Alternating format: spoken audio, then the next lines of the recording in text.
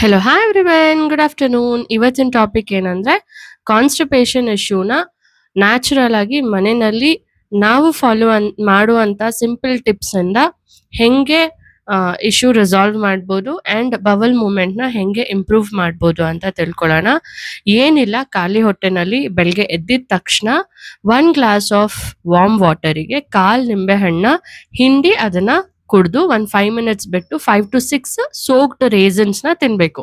ಹೆಂಗೆ ಸೋಕ್ಡ್ ರೇಸನ್ಸ್ ಅಂದ್ರೆ ಒಂದಿನ ಹಿಂದಿನ ದಿನ ರಾತ್ರಿನೇ 1 ಕಪ್ ಆಫ್ ವಾಟರಿಗೆ 5 ರಿಂದ 6 ಒಣ ದ್ರಾಕ್ಷಿನ ಹಾಕಿ ಬಿಟ್ಬಿಡಿ. ಬೆಳಿಗ್ಗೆ ಎದ್ದಿದ ತಕ್ಷಣ ಈ ಲೆಮನ್ ವಾಟರ್ನ ಕುಡ್ದು 5 ನಿಮಿಷ ಬಿಟ್ಟು ಈ ಅಂದ್ರೆ ಸೋಕ್ ಮಾಡಿರೋ ಒಣ ದ್ರಾಕ್ಷಿನ ತಿನ್ಬೇಕು.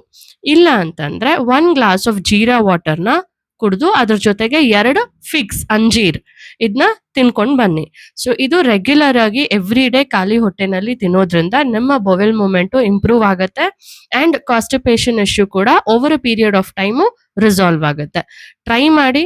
ನಿಮ್ಮ ಅನಿಸಿಕೆ ಅಭಿಪ್ರಾಯನ ನಮ್ಮ ಚಾಟ್ ಬಾಕ್ಸ್ ಅಲ್ಲಿ ತಿಳಿಸಿ. Thank you so much.